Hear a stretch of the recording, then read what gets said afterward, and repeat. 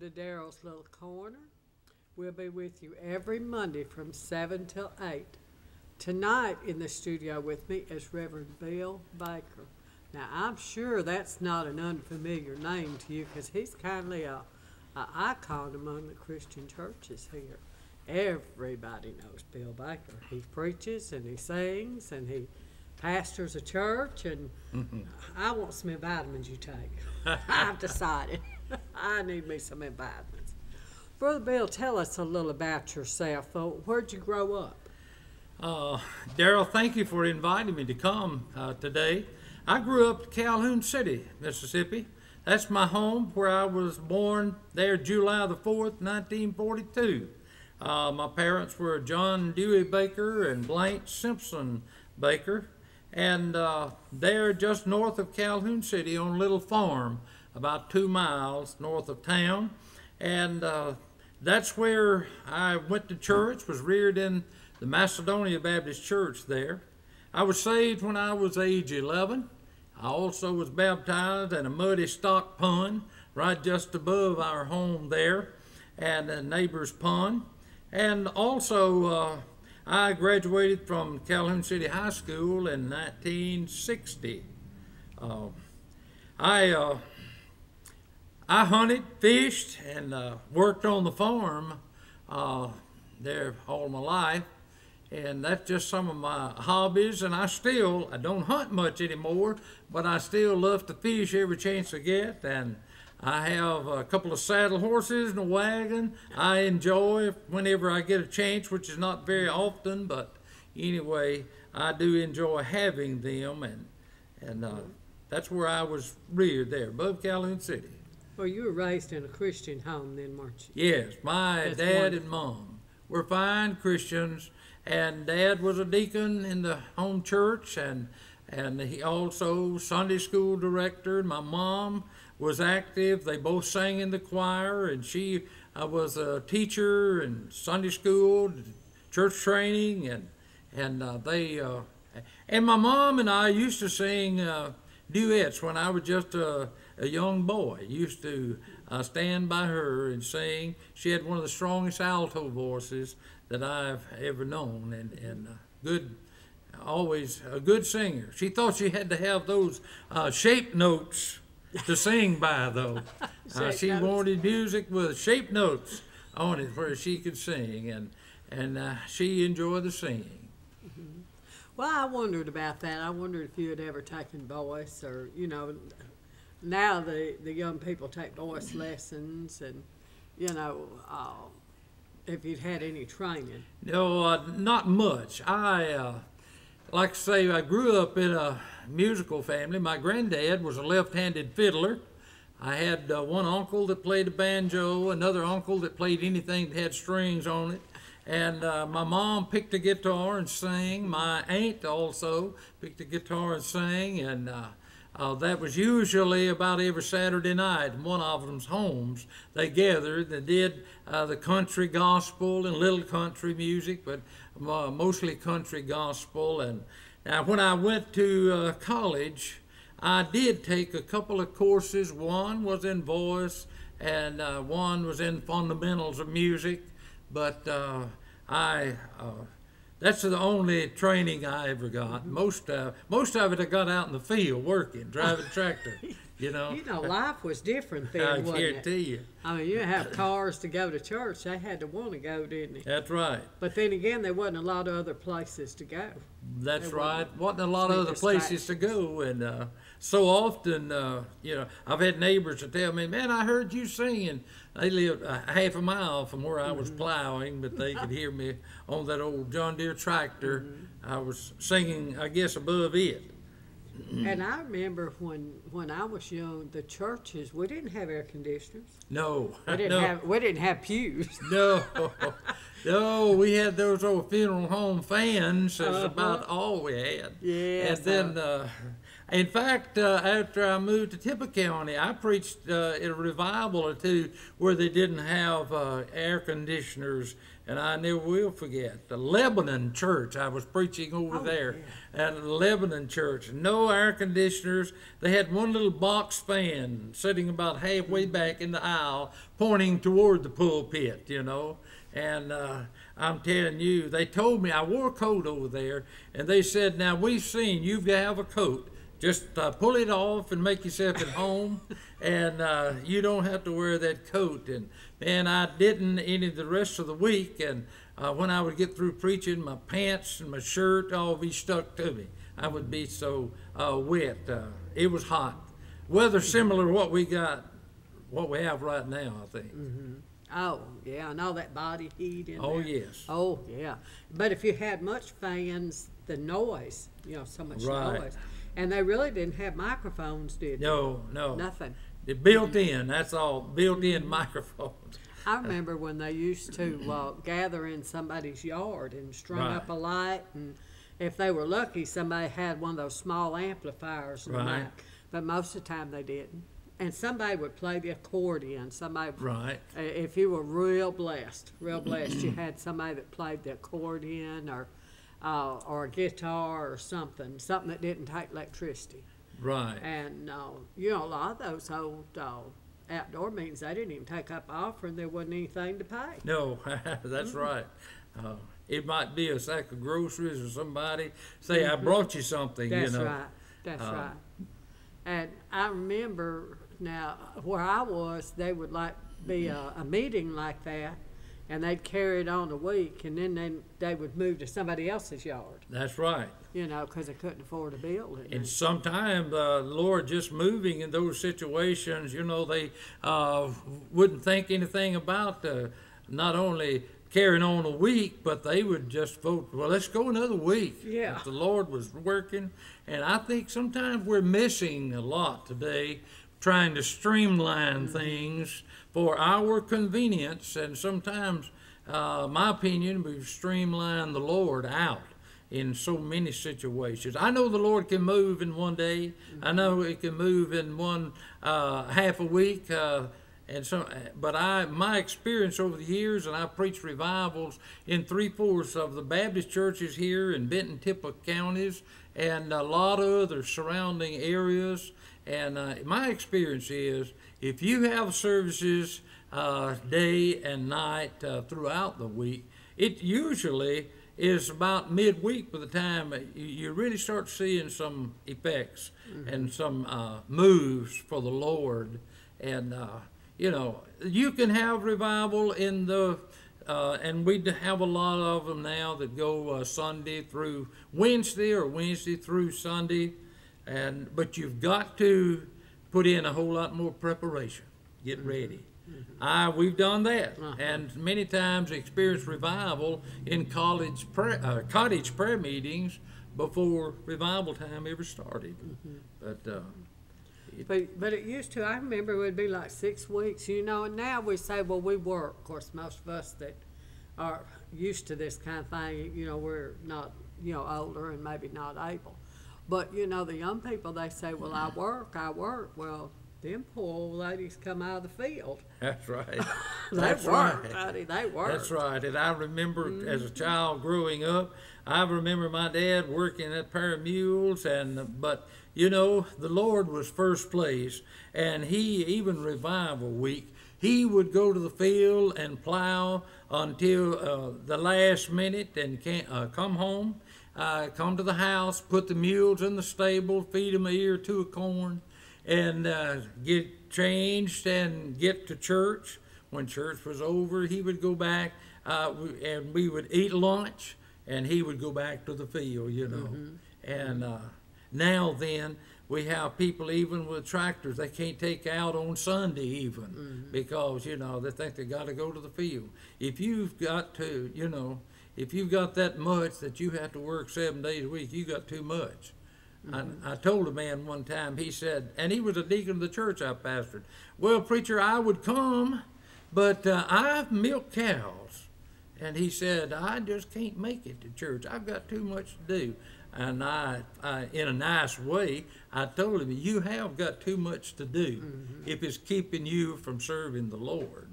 But I also got around to telling him if those cows were in the way, the Lord could remove them too, if that's just an excuse you use. But anyway, I wish we could get back to the Lord. Our nation turn back to the Lord. Our churches get the Lord first place. Well, really, back in those days, your life centered around your faith. Right. And now it's like, I'll go to the church if it's convenient. Right. And that really, the Bible says there'd be a great falling away, and I think we're seeing it. I think we're seeing that, and one of the things that bothers me, and I talk with other pastors also, of course, everything used to, as you said, revolve around the church and all the other activities, but it's got to where now the other activities come first, and I'm not against ball or anything like that, or vacations or anything like that. But you see, the fact is, now it's hard for us as pastors to even schedule Bible school or revival. Oh, we can't have it that week. Something else is going on that week. We can't have it that week. Something else is going on. And so it has become difficult to schedule the services at God's house because of all the other activities that people are involved in. And the bottom line, I don't think the Lord's pleased with it either. I doubt it. No. But I remember catching a ride to church. I didn't know how to drive back in those days. And this lady would come through and pick her mother up. And she would come by, and of course, I had just started the church, didn't know nothing, and I'd say, I don't have the children ready. I'll just go the next. So, well, hand me a wash rag. I'll help you. And truly, I credit that lady with keeping me in church, because I probably would have slacked and stepped aside back in those days. So, I'm thankful to that lady that she did that to help me. She did that to help me. But we don't see a lot of that anymore. I'm glad my parents didn't give me an option. We knew when Sunday came that we were going to church. And we got the chores done on Sunday morning. And also, my dad would say, polish your shoes and get your clothes ready to put on. To go to church this morning, and that's what we would do. And you're talking about a way to church. We lived about a mile from the church, and we used to walk just because we enjoyed it. The neighboring kids, and then after church on Sunday, several of us would go home. We'd go home with one another. One Sunday, another one next Sunday, and we would sometimes just walk. By the time we got home, Mom had lunch on the table, ready to eat. And we would eat and then play Sunday afternoon.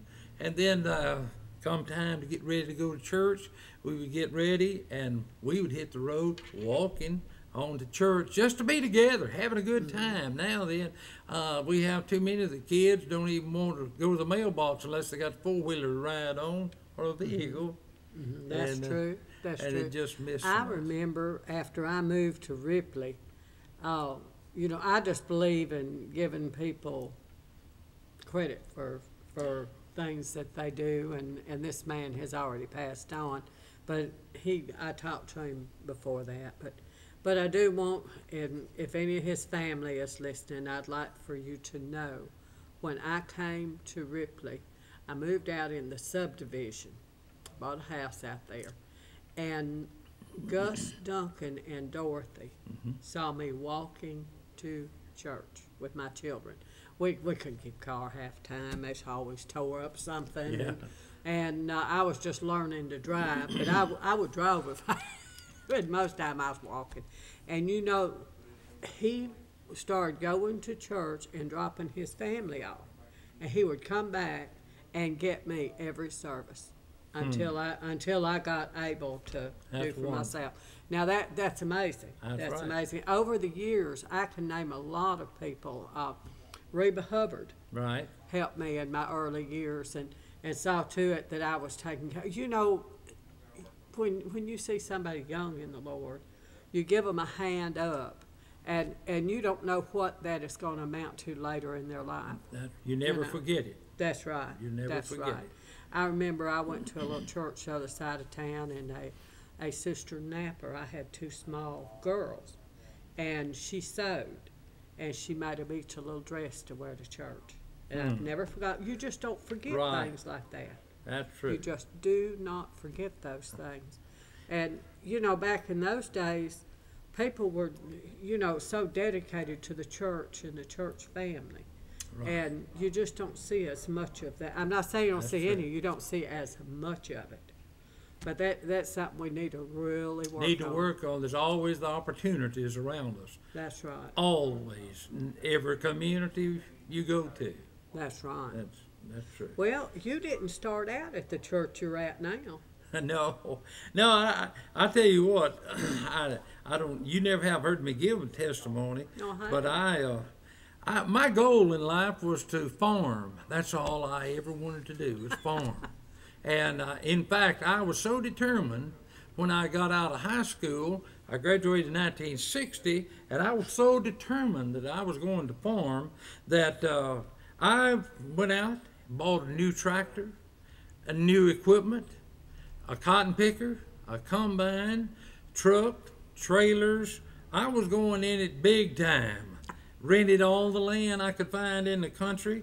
And, you know, I was so headstrong and determined that's what I was fixing to do. And God began dealing with me about the ministry. And some of my buddies I ran around with even started calling me preacher.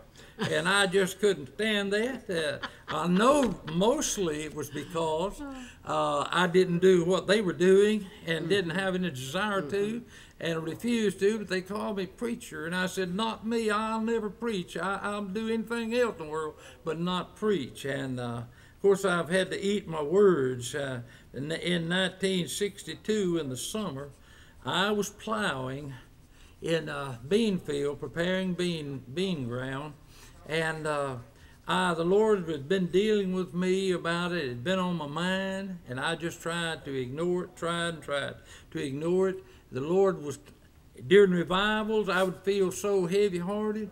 I'd run down the aisle, you know, fall on my knees and call myself rededicating my life, trying to get a little ease. And I did that over and over and over. I knew in my heart that wasn't what God wanted. And, you know, the fact, I tried working to please the Lord. I served as brotherhood director in the church. I led the singing in the church and led in Sunday school positions in the church, just trying to satisfy the Lord. But that wasn't what he called me to do, you know, or was dealing with me about. And I never will forget that summer I was preparing that bean ground there, and I could take you back to the place today. And the Lord was just dealing with me, so all of a sudden I found myself stopping the tractor out in the middle of the field and standing up and swinging my fist and saying, "No, Lord, I'm not. No, Lord, I'm not." And I didn't for 4.5 years, the most miserable years of my life. I ran from the Lord. I fought the call, and I knew that's what the Lord had called me to do. But then I had a dream one night that something bad was going to happen to some of my family if I kept on rebelling, running from the Lord. And the very next week, our son wound up with double pneumonia. Carried him to the hospital, and in the hospital, the doctor put him under oxygen. And under oxygen, he said, "I'm going to do everything I can to save this boy." But he said, "If you know how to pray, you better be praying because he's in serious condition." And I got down on my knees and I prayed, "Lord, please don't let anything happen to him. I'll go where you want me to go. I'll do what you want me to do. Please, Lord, heal him." Well, I want to tell you, and you can call it bargaining with the Lord or whatever, but the next morning the doctor came in to check him, and he went over, looked at him, and then he turned around and he said, well, all I know is something has changed. It looked like a miracle. This boy is doing fine today, and I'm going to let y'all go home today. And I knew what had happened. The Lord had answered. The Lord heard and answered. And I want to tell you, I like I said, I've run 4.5 years. I lost that equipment, a tractor and equipment. I lost a good name in the community, and I like to lost part of my family before I realized the Lord's way is the only way. And all he wanted to do is bless me anyway. And that October the 5th, 1965, the first sermon that I preached, I made that commitment to preach, and the Lord blessed, and I regained a good name in the community. And also, thanks to the Lord, I've been back to my home church over the years, probably, I know at least 10 times, and preached revivals. And my home church has been a great support to me over the years. Just a small country church there. That's wonderful. And my wife, I married Rebecca Morgan from Vardaman. And she lived on a dairy farm, sweet potato farm there, right outside of Vardaman. And I first met her, my younger sister and I were singing at a memorial service at Midway Baptist Church south of Vardaman, where a lot of her folks, her grandparents and relatives were buried. And my sister and I went over there to sing at that memorial. We'd been invited to come to sing at that memorial. And I just happened to notice this cute little teenage girl, you know. That sort of caught my eye. I didn't know, I didn't know who she was, but I got to asking questions about who she was, and I found out also where she lived. And so a friend and I were going to visit one day, drive by her house and see if we could see her. And little did I know, the road dead-ended in her yard. Oh. And that's where I got caught. I got caught there at the dead-end road, and I'm glad I did, because, I got acquainted with her and began dating her, and she was one of those cute teenage cheerleaders for Vardaman football team, and also she was a wheel on the basketball court playing basketball. So I took more interest in ball. I got into sports. I got into sports, that's right, because I took in the basketball games, the football games. I a lot of times didn't know who they were playing, but I knew one of the participants, Yeah. Oh, It didn't matter. Oh, it didn't matter. But anyway, I want to tell you, she has been a blessing to my life, and when the Lord enabled me to get acquainted with her, it was one of the best things that ever happened to me beside my salvation experience itself. We married September the 7th, 1962, and God had a plan for my life, but he also had a wife for my life in that plan too. And she's been a blessing to me over the years in the ministry. I've often said, if it came down to it, to a vote, most of the churches where that I've served, they'd vote to keep her and let me go. And I'm glad it's been that way, because of the fact that I know she's been such an asset to the ministry. And the bottom line, Daryl, is that she's one of the greatest Christians I know. And I'm just so thankful for that. She's worked here ever since we've been in Tippah County, which is almost 44 years. And she's worked over 40 of those years, nearly 44 years, at the People's Bank, and still works there 2 days a week at the People's Bank. And we just appreciate so much. I don't know what you want me to share. Of course, Our You're children, doing fine. I don't know about the kids. our children, we have 3 children. Diana Carroll, she's married to Trent Spencer, who's a Pentecostal preacher. And they have 5 children, 4 girls and a boy. And their oldest girl, Marina, is married to a Pentecostal preacher by the name of Wesley Baisden, I believe, is the way he pronounces his last name. And also, Michael, our older son, is married to Tina Jeans, and he's the pastor at the Dumas Baptist Church. And then also Jonathan is married to Wendy Jeans, her sister. My 2 boys married sisters, Wendy and Tina Jeans, and Jonathan's wife, Wendy. And Jonathan is just recently has accepted the church at Friendship at Ecru. He's the new pastor there, and the Lord's been blessing them. They have, Jonathan has 4 girls. Michael has 3 boys. And the older boy, John Michael, is serving as a summer missionary. This summer, he's a student at Blue Mountain College, and he's serving as summer missionary at Camp Smoky in the Smoky Mountains, and for, I think, 10 weeks of the summer. And they're all involved in the Lord's work, and I'm just proud of all of them. We have the 8 granddaughters and 4 grandsons, and we appreciate them very much. You got one little one, don't you? The youngest one is Jonathan and Wendy's. I was holding her just a few minutes ago before I left the house. They stopped by and ate lunch with us, and she's a little over 3 months old. Mm-hmm. And she was just smiling from ear to ear. Somebody said when they looked at me, they couldn't help but smile anyway, you know, if they didn't laugh out loud. So anyway, but the Lord has truly blessed us, and I'm like Jerry Clower when he said, "Ain't God good?" Amen. Amen. He is so good. And my motto over the years of ministry has been, I want to be a blessing to others and a glory to God.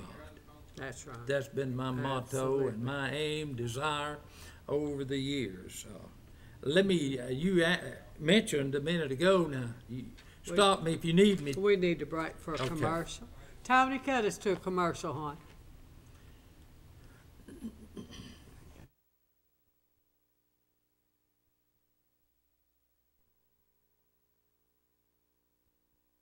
And fresh. Open 24 hours just for you. Dodge's Store. Come be our guest. Dodge's Store, Ripley. We are 100% employee owned with friendly service and a fun atmosphere. High quality, low prices. We are Food Giant. Our deli serving breakfast, lunch, supper. Food Giant, 702 Highway 15 North, Ripley. Come shop Food Giant. Want fresh meat and fresh produce? Food Giant's the place. High quality, low prices, Food Giant. This program brought to you by Cardinal Drive-In. Cardinal Drive-In, 1807 City Avenue North, Ripley. Cardinal Drive-In, 837-2970. You know, that's exactly what I do. Welcome back to Daryl's Little Corner. We're still here with Brother Bill Baker, and I hope you're enjoying it. I appreciate you staying with us. We're learning about Brother Bill and how he got started in the ministry. Now we got to grandchildren.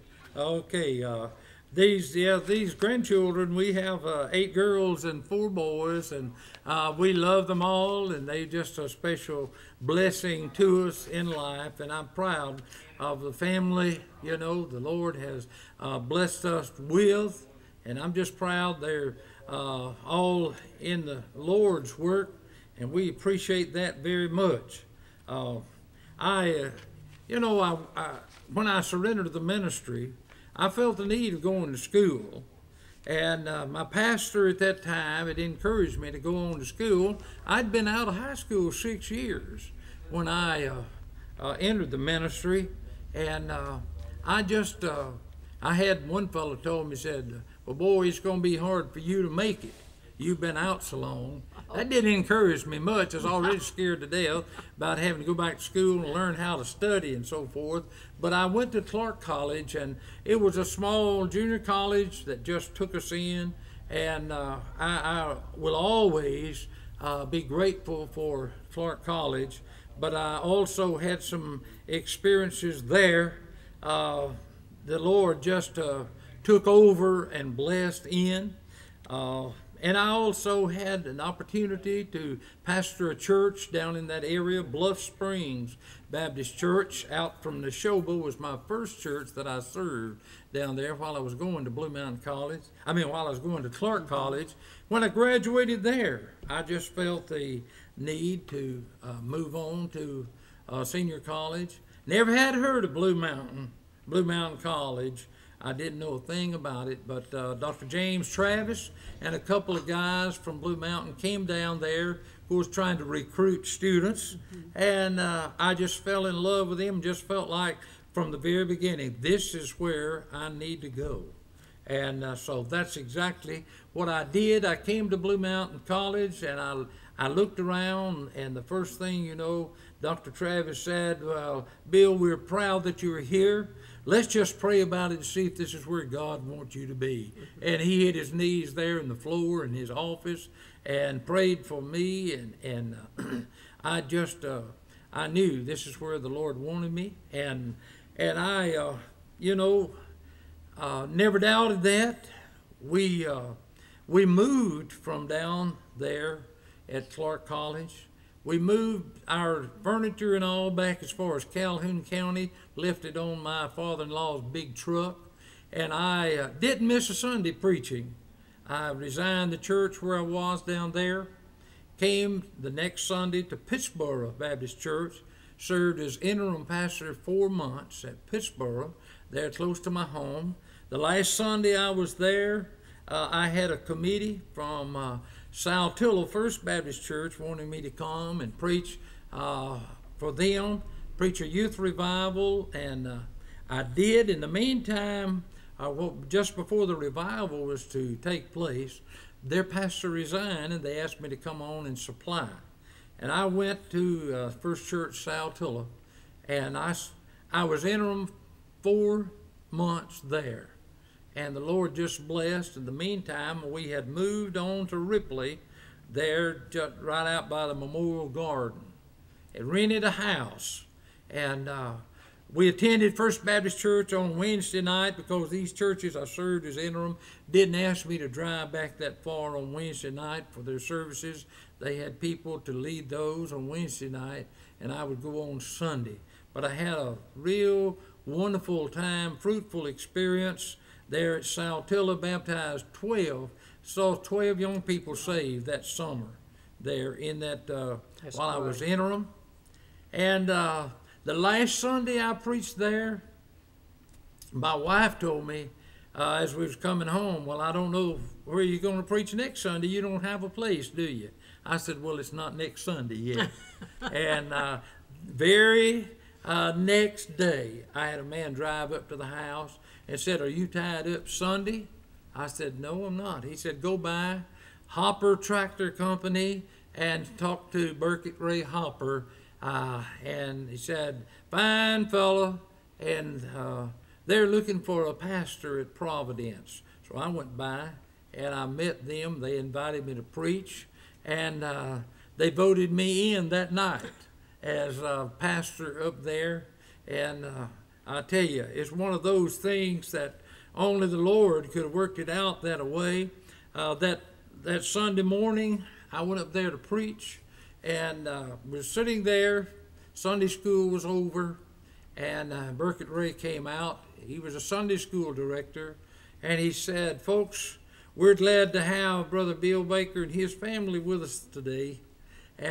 He's going to be preaching for us today. And said, since our song leader is in Memphis, and our pianist is sick, we're just going to ask him to come around and preach for us.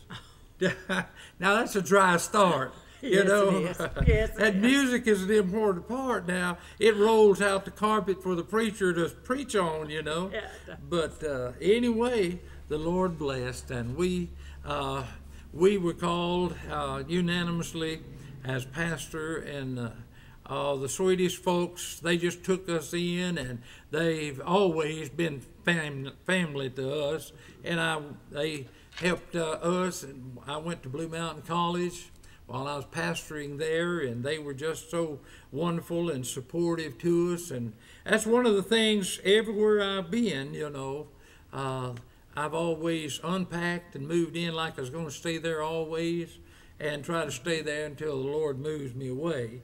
And so that's what I did. He moved me away from there. He moved me down to Dumas, and we were there 6 years at Dumas. After our Providence tenure, and we just loved it there, and that's what I've had people say, have you ever wondered, would it have been good just to go back? Have you ever thought about you wanted to go back? I said, well, you know, I've always wanted to go back to all of them where I served, Yes. but not if the Lord wanted me somewhere else. And so that's I pastored there 6 years at Dumas, and then the Lord led us away from there to Eupora. I was there 3 years at Eupora, and then also from there, the Lord led us back to Tippah County, out at West Ripley, and I was pastor out there 25 years. I retired on my 25th anniversary at West Ripley, and I supplied 4.5 years, and also 10 months, I served as interim pastor down at Laura Memorial at Blue Mountain, and I just didn't feel led. They had mentioned would I consider it as full-time pastor, and I just didn't feel led to. I had a couple of other churches that asked me if I would consider full-time pastor. It didn't feel led to, and so I was preaching all over North Mississippi and the edge of Tennessee, driving 50 to 100 miles on the weekend.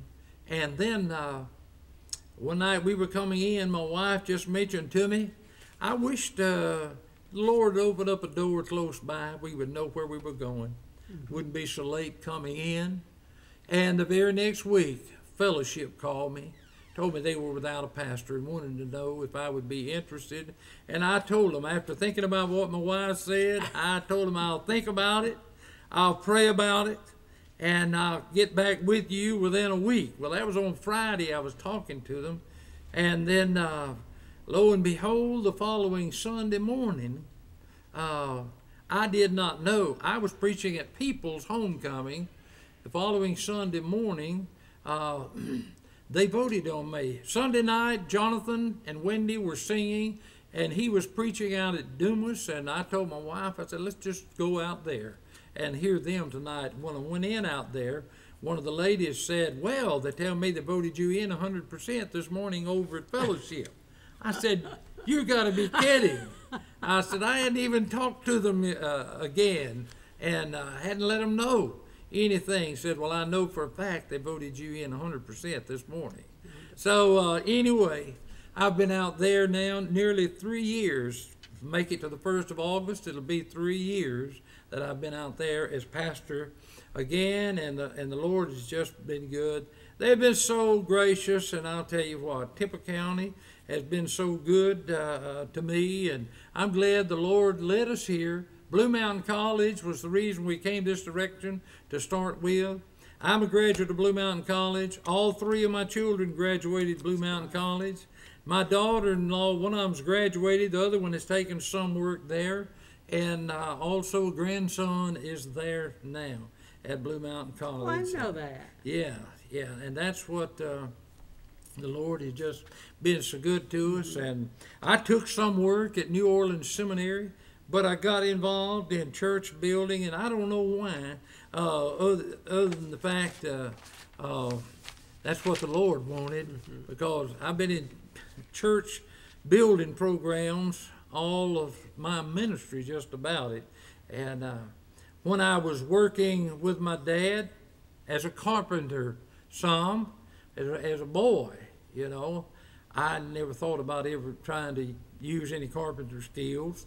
And while I was running from the Lord, after he called me, I had a new supervisor that was just elected call me and offered me a job, and I was really struggling then to even meet needs in my family, and I thought this was just by the grace of God, this was offered to me, and I took that job, and I learned to run a bulldozer, motor grader, front end loader, ran a front end loader most of the time, but little did I know that the Lord was going to use me with a bulldozer to push off house places for a new sanctuary at Dunless, and an educational building in Webster County, and run a front end loader on a mission trip in Ohio. And, you know, the Lord was still training me all the time. And It's more to it than just preaching, isn't it? That's the truth. And then yes, I have driven nails on building programs in every church I reckon I've ever served. And I've always enjoyed it. My kids want to know sometime, Daddy, what do you want to work all the time for? But I was reared to work, and I enjoy working. And my biggest trouble is sitting and studying like I ought to, you know. I'd rather be out working and doing. But Daryl, I've been blessed in so many ways, and I know I've preached revivals, as I said, in over 3/4 of the Baptist churches here in the area. That's right. I helped start the Good Samaritan Center here, and was also on the plans and helping start the volunteer chaplain program at the hospital here. And I've still, somebody asked me, what am I doing in all my spare time? I said, well, I'm singing and preaching at nursing homes in Tippah County and Union County, and I'm singing and speaking at fellowship luncheons. I laugh and tell them, I used to preach youth revivals and do youth retreats. Now I'm doing senior citizen luncheons. And I don't understand why. I still use the same Bible, the same message. Somebody said, you still speak to the same congregation, too. That's right. That's right. But anyway, it's just been a joy to mix. Of course, I've tried to sing over the years. I've sung with the Servants Quartet for off and on for several years. And before that, even when I was pastor at Providence after moving up here, I sang tenor with a quartet, Shine and Opal Lindsay and Mr. Roy Smith, and I sang tenor, and Miss Opal played the piano for us. I know we were out at Ebenezer Methodist Church one time for a homecoming doing singing, and just as we had concluded the singing, there's a man cornered me there in the aisle. He said, "You are the biggest disappointment I believe I've ever heard." I said, "Sir?" He said, "The biggest disappointment." I said, "Well, I'm sorry." Then he started laughing. He said, "When you got up there, I thought, lo and behold, he'll have a low-down bass voice and rattle the windows." You got up there, he said, and you sang like a woman. Oh, me. But anyway, we've had some good times over the years, and the Lord has blessed. And I know I do a lot of funerals, and I'm opportunities of service, and I don't look forward to these, but I also am honored to just be a part, because I've known so many people in the area over the years, pastored the 3-4 churches now in the association here, and both funeral directors and all have been friends of ours, and so many times they call on me if there's somebody that don't have a pastor or don't know a pastor in the area, bring their loved ones back here. Sometimes they'll call on me, and I'm glad to help them out if I can. And I've had the privilege of seeing a good number of people saved over the years, all the way Right. from 5 years of age to 81 years of age. And I'm just so thankful for that.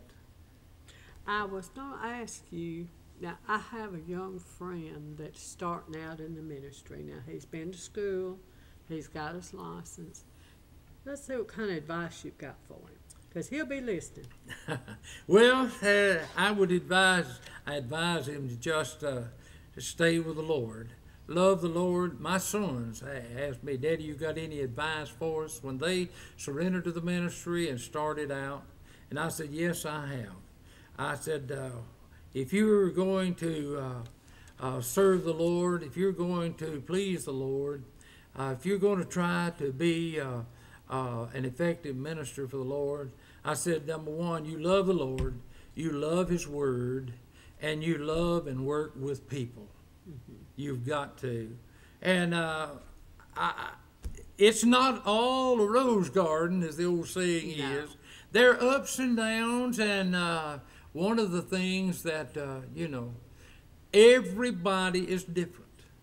Every church is different.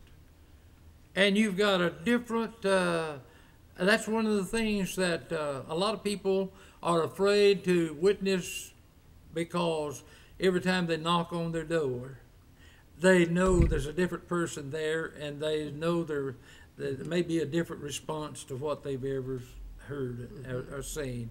But I'll tell you this much, in my life, I found out by personal experience, there's nothing in the world that can bring the joy and satisfaction like serving the Lord. I also know there's no better place to be than in the center of God's will. There's no worse place to be than out of God's will. Yes. Yes. Now, I've tried both of them. Mm-hmm. I know for a fact. And I know that I wouldn't trade it for anything else in the world. And preachers have kind of a hard lot, but especially pastors. They have a tough time, midnight calls, and, one person calls, they don't realize somebody called an hour ago. It's we look at our pastors and we think, oh, well, he shows up and preaches 3 times a week, or some churches don't do 3 times. They do like 1 service or 2 services, right, or whatever whatever your church does. But you think, well, he comes and he preaches, but there's a lot more to it than that. You got that right. A lot more to it. There's I have a friend. It used to bother me, I went in a restaurant one time, and this friend there sitting. I just came from a funeral, just came out of the hot cemetery, and still had my suit on, and it was lunchtime, and I stopped in, and, here he sits with 3 or 4 other men at a table. I wish I had it made like you preachers, I could run around dressed up, nothing to do. You know what, it used to bother me, but now, and I told him, well, I'll tell you one thing, brother, the field's wide open. We need all the help we can get. That's right, absolutely. That's right. And 2, when people look at preachers, they forget that they're saved by grace. That's they're right. a person. You expect your preacher to be perfect. Right. Now, you just expect, I do. You just expect your preacher to do just what he's supposed to do, and not ever step sideways. And, a church's Christian people are not always very forgiving. Right. You just shake my hand, just chalk that up, brother. Sometimes they can be so mean, so cruel. Mm-hmm. And sometimes not meaning to, and sometimes intentionally. Mm-hmm. But, and I know as a minister of the gospel, we ought to hold high the banner, and we ought to live it and show the right kind of example. Right. I know That's that, right. And I'm committed to that. But I also know that let me put it this way. Not too long back, there was a young lady that came to me. She had some problems in her life and in her home, and just counseling, and of course I do not relate any names or anything because that's in privacy, but just the experience, since you mentioned that, I wanted to share. And I was listening. Of course, I found out early on that the art of being a good administrator or a good counselor is learning to listen. Yeah. And so I was listening. And after she had shared her story in tears, and she stopped for a moment and waiting for my response. And I said, let me share my experience. And it was along the same line. And I shared my experience, and she was taking it in. And I shared how that God had worked through the situation, and my problem had been solved, and that has been now a thing of the past, not to bother me anymore. And when I got through sharing that, she looked at me straight in the eye and said, "You're human too, aren't you?" I said, "I'm afraid so. I'm afraid so. I'm human too." And but I said, "I'm thankful the same Lord who saved me is the same Lord who saved you, and the same Lord who wants to be Lord of both of our lives." And I'm just so grateful. Daryl, I over the years, my mom was the writer in our family, in our community. If anybody wanted any article done, or if there's any church special occasion, they wanted a special article, there's the one, they called on my mom, and she wrote. And she's blessed me a lot of times in sending me poems that she wrote, and sometimes to my astonishment and amazement, it would be the exact same title of the message that I was going to preach that Sunday. Oh, that's the Lord. And that's all I can say to the Lord. But over the years, I have penned down and I've got a collection of poems. My mom, my brother, my sister, my son, and I have written poems over the years. Mainly when I felt inspired, something to go along with my message. And I was preaching on the difference Jesus makes one time, and I was coming in from a revival service one night. The moon was shining, and I got to Bobby Bullock's shop out there on Cooper Street, and here sat a old car, antique car, that he had fixed up, and it was just shining like new. And then right beside it was a newer model car, but it looked like a total wreck. And so I was going to preach on the difference that Jesus makes inside. And I lay down to go to sleep. I got up, grabbed my pencil, started writing, and it came out, the one on the inside that makes the difference. Up rolled two old autos in front of the body's place. One looked old, bruised and battered. The other looked like a happy face. Said the ugly wreck to the other, "I'm ashamed to park here by you, for you look oh so happy and pretty and shiny like new." Replied the beautiful auto to his neighbor, "Fear not of what you are, for once in the hands of the master inside, he'll make you like a brand new car. For what you see when you look at me is something that was wrecked worse than you. But the difference made is the one inside, and he can do the same for you too." Oh, that's beautiful. You wrote that? Yes. That's beautiful. One of those, he can do the same for the one inside. It makes a difference. Mm-hmm. And here's another one of my favorites. That it's becoming more so every day. We were going to have a senior adult day in our church at West Ripley. And I had carried a group of youth to youth retreat, and we stopped by an antique shop. Mm-hmm. And we had gotten back home, and I was preparing the message for the next day, senior adult day, and this is how it came out. That fellow was showing us down there at that shop how that he had bought these old pieces out of back porches and sheds and given a little nothing for it, but it was beautiful lumber when you refinished it. And it says, when my skin begins to wrinkle and my hair turns gray, don't shove me out nor throw me away. Just take me, refinish me, treat me like new, for down on the inside I look just like you. The material may be aged and even look old, but when you scratch through the surface, it's as good as gold. So consider me as precious and be proud of me. Don't hide me in the shadows, but where others may see. And when you think about a name, price, and such, to the passerby, I may not be much, but to the ones who've known me and loved me for life, there's no way of knowing true value or price. So don't throw me away, though antique I may be. Just polish and shine me and help me be me. You may even wonder about my condition or worth now and then, but keep me, treat me, and treasure me for the good I have been. Oh, I like that. So, you know. A lot of us fall into that one. I'm telling you, Yes, I'm more so all Yes, the time. Yeah, a lot of us fall into that. I've written a couple of songs too. One of them I've recorded and sing. Oh, really? Sometime.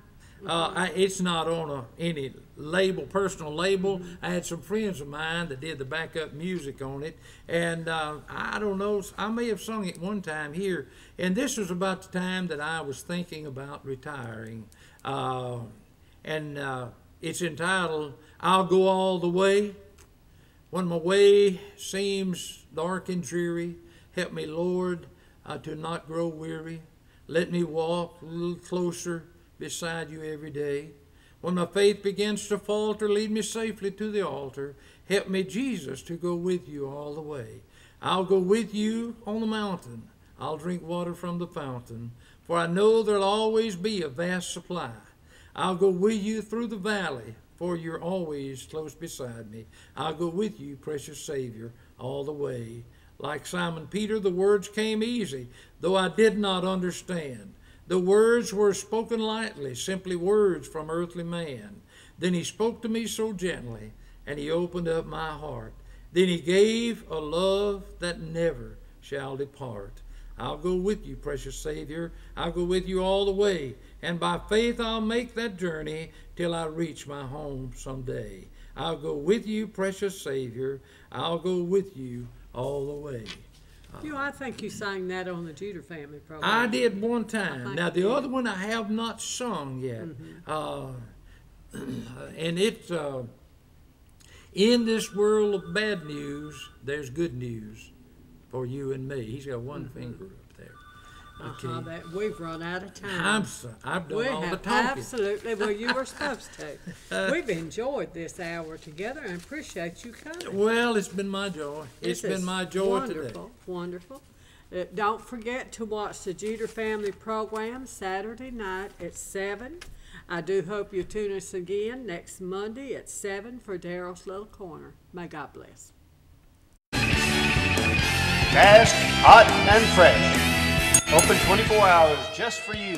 Dodge's Store. Come be our guest. Dodge's Store, Ripley. We are 100% employee owned with friendly service and a fun atmosphere.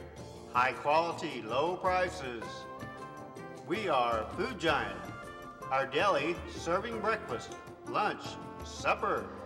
Food Giant, 702 Highway 15 North, Ripley. Come shop Food Giant. Want fresh meat and fresh produce? Food Giant's the place. High quality, low prices, Food Giant.